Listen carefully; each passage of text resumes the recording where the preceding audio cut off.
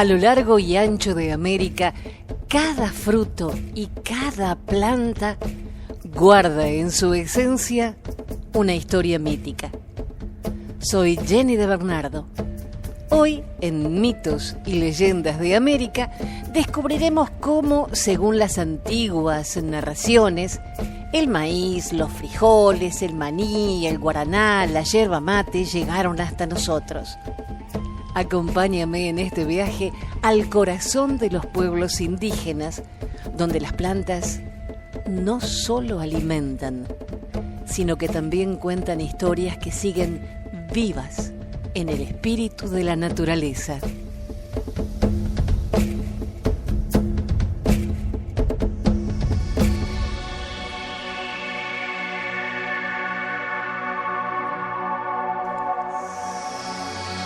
El maíz tiene un significado especial para los pueblos indígenas de América, ya que es un alimento básico y un elemento cultural fundamental.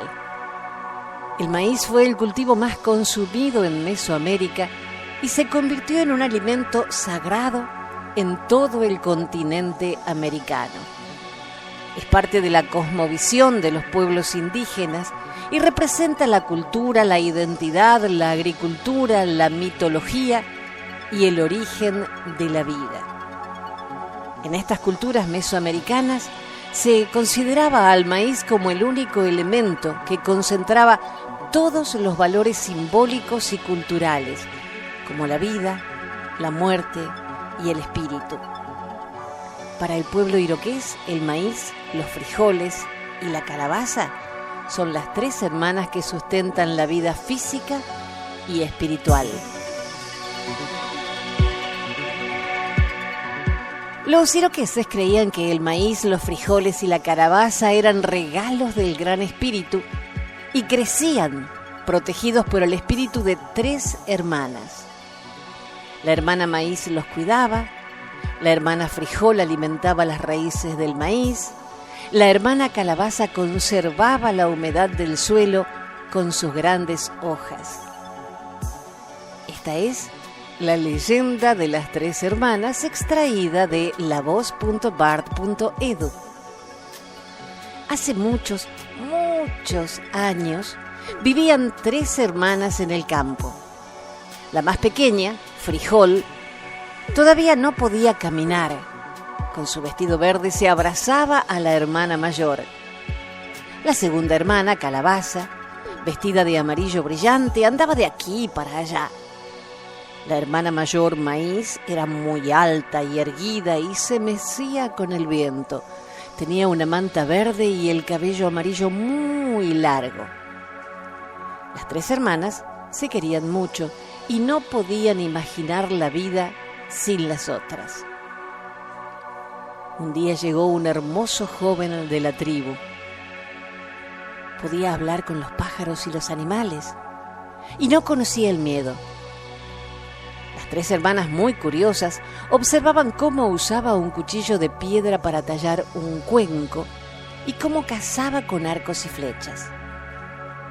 A fines de ese verano, desapareció la hermana más pequeña. Las otras dos lloraron hasta el otoño cuando el jovencito volvió al campo a recoger juncos para hacer flechas. Las dos hermanas lo miraban fascinadas. Y esa noche, la segunda hermana también desapareció. La hermana mayor se quedó sola en el campo. No bajaba la cabeza, aunque se sentía muy triste y pensaba que no podría vivir sin sus hermanas. A medida que los días se iban haciendo más cortos y fríos, su manta verde perdía el color y tenía el cabello seco y enredado. Suspiraba día y noche pensando en sus hermanas, pero nadie la oía. Un día, en la época de la cosecha, el joven la escuchó llorar y se compadeció. La tomó en sus brazos y la llevó a su casa. Allí la esperaba una hermosa sorpresa. Sus hermanas estaban a salvo y todas se sintieron muy felices de estar juntas otra vez. Ellas le explicaron que, por curiosidad, habían seguido al joven a su casa y decidieron quedarse allí para protegerse del invierno. También ayudaban a la familia. La más pequeña llenaba la olla de la cena. La segunda, todavía en su vestido amarillo, se iba secando en un estante mientras esperaba llenar la olla en el invierno. La hermana mayor estaba tan contenta de reunirse con sus hermanas que comenzó a secarse para que la familia pudiera comer en el invierno. Y desde ese día, las 3 hermanas jamás volvieron a separarse.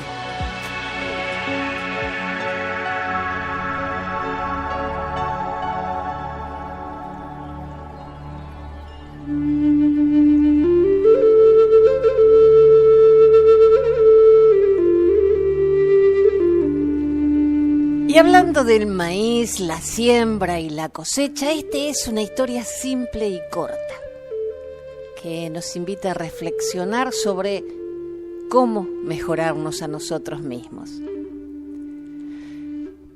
En medio de una extensa pradera vivía un humilde agricultor que cultivaba maíz de una excelente calidad. Todos los años participaba de muchos concursos de cosecha y ganaba el premio al mejor maíz cultivado. Un año, un forastero lo visitó y aprendió algo muy interesante sobre cómo cultivaba su maíz. Este forastero descubrió que el agricultor compartía su semilla de maíz con sus vecinos. Entonces le preguntó: ¿cómo puede permitirse compartir su mejor semilla de maíz con sus vecinos cuando compiten con el maíz cada año? ¿Por qué, señor?, dijo el granjero. No lo sabía. El viento recoge el polen del maíz en maduración y lo hace girar de un campo a otro. Si mis vecinos cultivan maíz inferior, la polinización cruzada degradará constantemente la calidad de mi maíz. Si voy a cultivar un buen maíz, debo ayudar a mis vecinos a cultivar un buen maíz como el mío. De esta forma, todos nos beneficiamos. Si mi entorno no es tan bueno y saludable como mis tierras, es imposible que mi cosecha sea de excelente calidad. Esto mismo es exactamente lo que ocurre con nuestras vidas. Aquellos que quieren vivir bien y con sentido deben ayudar a enriquecer la vida de los demás. Esto es porque el valor de una vida se mide por las vidas cercanas que tocan también.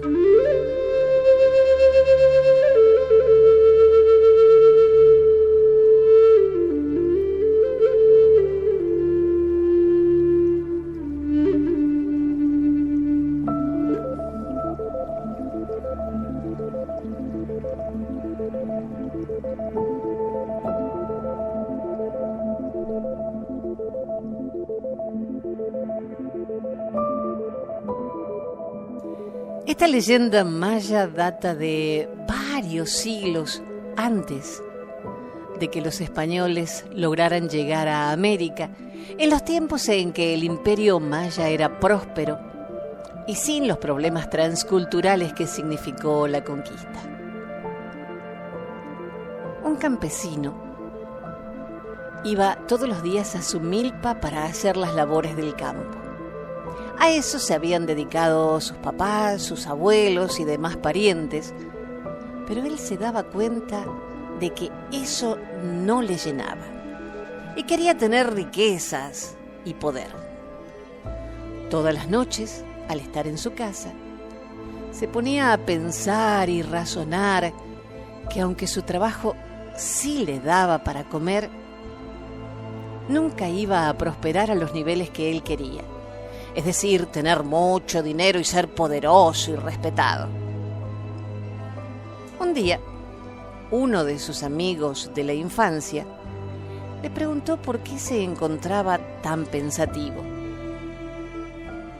Entonces, le contó su pesar, por lo que el amigo o quizá habría que decir el mal amigo, le dijo que podría resolver muy fácilmente su situación, ya que podía vender su alma al Quisín, al demonio maya. Y así, éste le cumpliría todos sus deseos. Al principio consideró que eso estaba mal, pero con el paso de las semanas, su frustración aumentaba. Por lo que una noche, envalentonado, invocó al Quisín, que de inmediato se le presentó, ya que andaba con urgencia buscando almas, y se podría decir que era más fácil de llamar en esos tiempos. Cuando se apareció este demonio maya, le dijo que a cambio de su alma le daría 7 deseos en los próximos 7 días, 1 por día. Y después de transcurrida esa semana, dejaría su cuerpo físico, moriría, para que su alma fuera llevada al infierno. Al hombre, un tanto decepcionado, no le quedó más remedio que aceptar, y estos fueron sus deseos. En el primer día pidió tener mucho dinero. Al momento en que se cumplió, se dedicó a derrocharlo de forma irresponsable, pues sabía que serían solo 24 horas para disfrutarlo. En el segundo día pidió salud, ya que por su trabajo en la milpa le dolían los pies y las rodillas, por lo que ese día pudo disfrutar de no tener ninguna molestia en el cuerpo. El tercer día pidió poder, por lo que todos lo miraban con respeto y se le acercaban a pedir consejo. Pero al final de cuentas no supo qué hacer y no le gustó tener ese poder tan de la noche a la mañana. El cuarto día pidió comida, por lo que tuvo todos los manjares que anhelaba y que quería probar. El quinto día pidió como deseo viajar y se fue hasta lo que hoy es Guatemala y Belice, que antiguamente eran parte del Imperio Maya. El sexto día pidió tener a todas las mujeres que deseara y así pudo cumplir a lo largo de un día todos sus sueños y fantasías. Por último, el séptimo deseo fue que el Quisín le ayudara a limpiar unos frijoles negros hasta que se pusieran blancos, y ya cuando terminara se lo podía llevar al infierno. El demonio había aceptado porque no conocía los frijoles e ignoraba que todo su color era negro de por sí, por lo que se la pasó limpiándolos, y como le llevó días y días y estos no quedaban blancos, entonces molesto decidió marcharse y dejar libre al campesino. A partir de ese momento se cuenta que el Quisín creó los frijoles de color blanco, los rojos y los amarillos, para que así ya no lo volvieran a engañar de nuevo.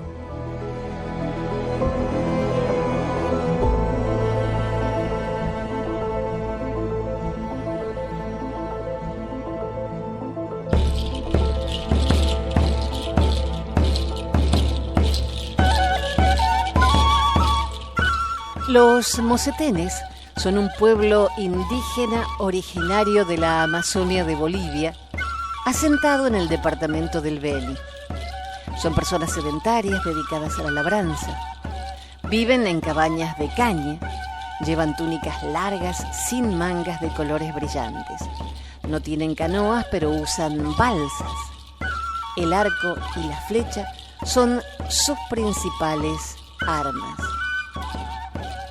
La organización social de los mocetenes se basa actualmente en la familia monogámica rígida, con tendencias endogámicas, debido probablemente al temor de que los colonos aymaras se apoderen de sus tierras. Los mocetenes son cristianos católicos evangelizados por las órdenes jesuíticas y franciscanas.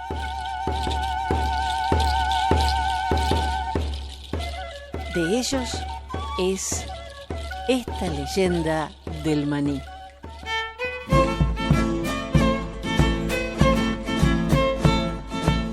Un hombre salió a cazar porque les apuraba el hambre a él y su familia.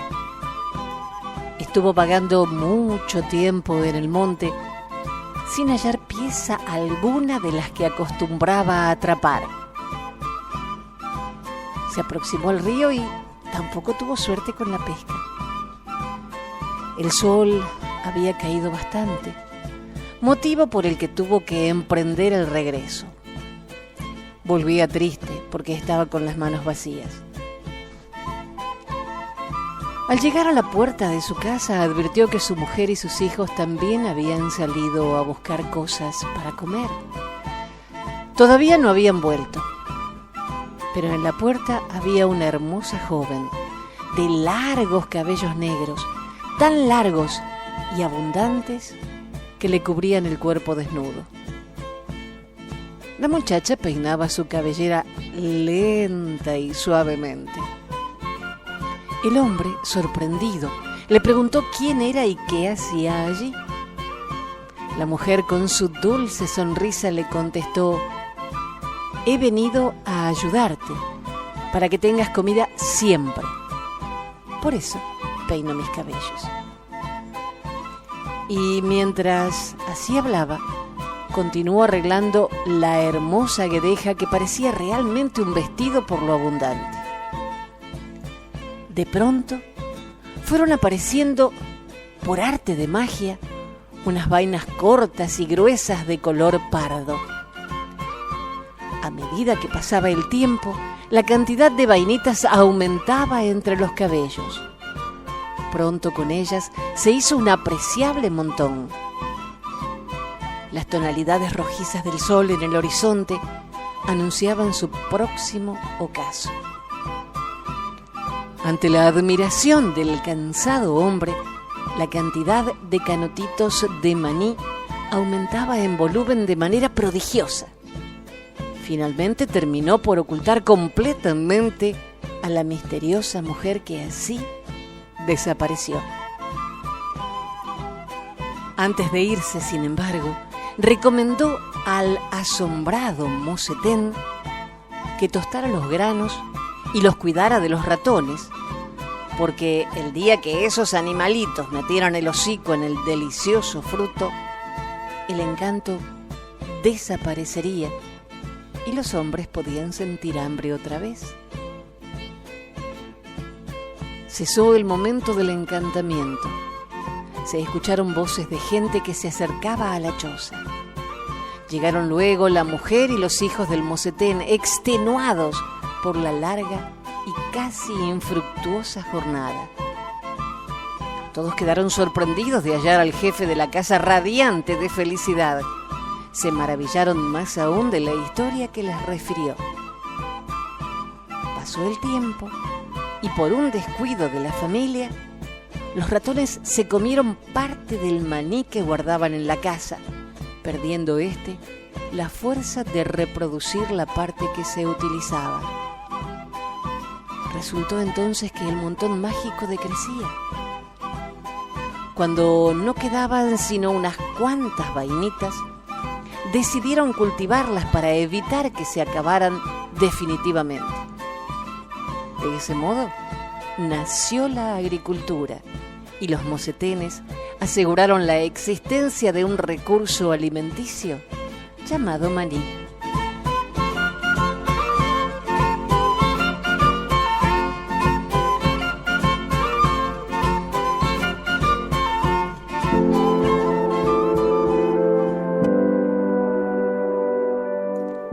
Los Saterema-Hue domesticaron la Pulinia cupana, una enredadera silvestre de la familia de las sapindáceas, nativa de sus territorios tradicionales, y crearon el proceso de aprovechamiento de la planta, posibilitando que hoy el guaraná sea consumido y conocido en el mundo entero. El jesuita luxemburgués Johannes Philippus Bedford, en 1696, año del primer contacto de los Saterema-Hue con los europeos, describió el guaraná. Tienen los andiraces, así llamaban a la tribu, en sus mitos, una frutita que llaman guaraná, la cual secan y después pisan haciendo de esta unas bolas que estiman como los blancos estiman al oro. Ya deshechas con una piedrita con las que las van rozando, se beben en una vasija con agua mezclada y da tanta fuerza que yendo los indios a la cacería de un día para otro no sienten hambre. Además, quita la fiebre, los dolores de cabeza y los calambres. El guaraná, que contiene una alta proporción de cafeína muy superior al té y al café, es el producto por excelencia de la economía Saterema-Hue. Lo comercializan intensamente. Ya a inicios del siglo XIX, su distribución llegaba a lugares distantes como Mato Grosso y Bolivia. Su demanda se explica por sus propiedades de estimulante, regulador intestinal, antiblenorrágico, tónico, cardiovascular y afrodisíaco. El proceso de fabricación básicamente es tarea de los hombres. Les corresponde la descascada del guaraná crudo, el lavado, la tuesta, la descascarada del guaraná tostado y la maceración. Y a los más avesados, la modelación de los panes de guaraná y el control del ahumado. Las mujeres adultas, madres y abuelas, intervienen en el lavado de los panes, luego de recibirlos de los panaderos. Es una tarea delicada, con una serie de prácticas que sumadas resultan una sesión ritual. Rallarán el pan de guaraná para diluirlo en un cuenco con agua. La bebida será consumida cotidiana, ritual y religiosamente por adultos y niños en grandes cantidades. Y esta es la leyenda.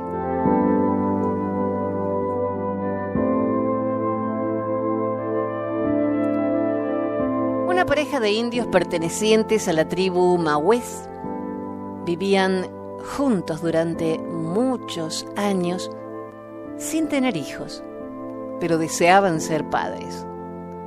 Un día le pidieron a Tupá que le diera un hijo para completar su felicidad. Tupá, el rey de los dioses, que sabía que la pareja era muy bondadosa, les concedió el deseo y les dio un niño muy lindo. El tiempo pasó rápidamente y el niño creció siendo hermoso, generoso y bueno. Sin embargo, Juruparí, el dios de la oscuridad, sentía una gran envidia del niño y de la paz y felicidad que transmitía, por lo que decidió cegar aquella vida en flor. Un día, el niño fue a colectar frutos al campo y Juruparí aprovechó la ocasión para consumar su venganza. Se transformó en una serpiente venenosa y mordió al niño, matándolo al instante. La triste noticia se difundió rápidamente. En ese momento hicieron eco los truenos y fuertes relámpagos que cayeron en la aldea.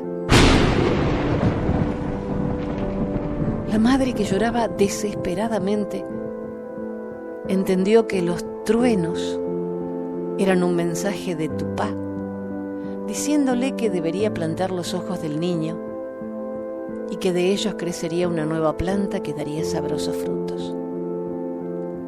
Los indios obedecieron los pedidos de la madre y plantaron los ojos del niño. En ese lugar creció el guaraná, cuyas semillas son negras, cada una con un arilo alrededor, imitando los ojos humanos. Esa planta trajo el progreso de la tribu debido al abundante comercio y, como confirman los sabios, da vida, fortalece a los jóvenes y revigoriza a los mayores. Guaraná significa parecido a la gente viva. Es un fruto de la Amazonia usado para hacer un refresco de sabor dulce y agradable. Es una bebida muy popular en la región amazónica.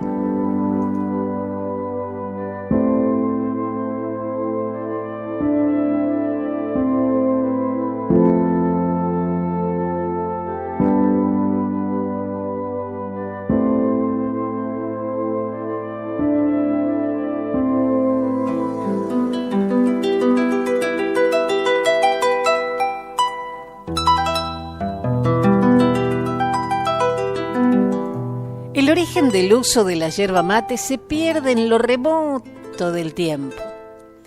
Este alimento básico de los indios guaraníes es conocido por ellos como caá mate, de cuyos términos caá significa en idioma guaraní planta o hierba, en tanto que mate se supone derivado de la planta quichua mati, con la cual designan a la calabacita que se supone derivado de la palabra infusión. Una de las leyendas más conocidas, la de Caá Yarí, diosa protectora de la yerba mate, que el escribano don Aníbal Cambas relata en su libro Leyendas Misioneras, nos habla del origen de la yerba mate. Cuenta la leyenda que una de las tribus que se había detenido en las laderas de la sierra donde tiene su fuente Tabay, dejó después de breve tiempo el lugar y siguió su marcha a través de la fronda. Un indio viejo, agobiado por el peso de los años, no pudo seguir a los que partieron obedeciendo al espíritu errante de la raza. Quedó refugiado en la selva en compañía de su hija, la hermosa Yarí. Una tarde, cuando el sol desde el otro lado de las sierras se despedía con sus últimos fulgores, llegó hasta la humilde vivienda un extraño personaje que por el color de su piel y por su rara indumentaria no parecía ser oriundo de esos lares. Arrimó el viejecito un acutí, un roedor original, al fuego y ofreció su sabrosa carne al desconocido visitante. El más parecido plato de los guaraníes, el tambú, un gusano de carne blanca y abundante criado por el guaraní en los troncos del pindó, también le fue ofrecido al huésped. Al recibir tan cálidas demostraciones de hospitalidad, quiso el visitante, que no era otro que un enviado de Tupá, el Dios bueno, recompensar a los generosos moradores de la vivienda, proporcionándoles el medio para que pudieran ofrecer siempre generoso agasajo a sus huéspedes y para aliviar asimismo sus largas horas de soledad en el escondido refugio ubicado en la cabecera del hermoso arroyo. Hizo brotar una nueva planta en la selva, nombrando a Yarí diosa protectora y a su padre custodio de la misma, enseñándoles a zapecar sus ramas al fuego y a preparar la amarga y exquisita infusión que constituiría la delicia de todos los visitantes de los hogares misioneros. Bajo la tierna protección de la joven, desde entonces la Caá Yarí, y bajo la severa vigilancia del viejo indio, que fue Caá Yará, Dios protector, crece lozana y hermosa la nueva planta, con cuyas hojas y flores se prepara mate, hoy por hoy la más genuina expresión de hospitalidad.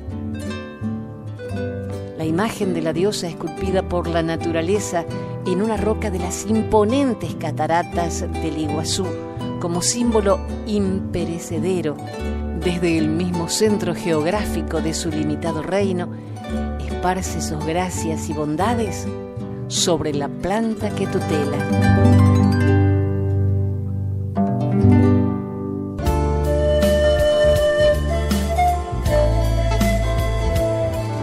Gracias por acompañarme en este recorrido a través de las raíces míticas de nuestras frutas y verduras. En estas historias no solo encontramos alimento, sino el eco de quienes nos precedieron. Que estas leyendas nos inspiran a valorar la naturaleza que nos rodea y a mantener viva la conexión con nuestras raíces. Hasta el próximo episodio aquí en Mitos y Leyendas de América. Soy Jenny de Bernardo.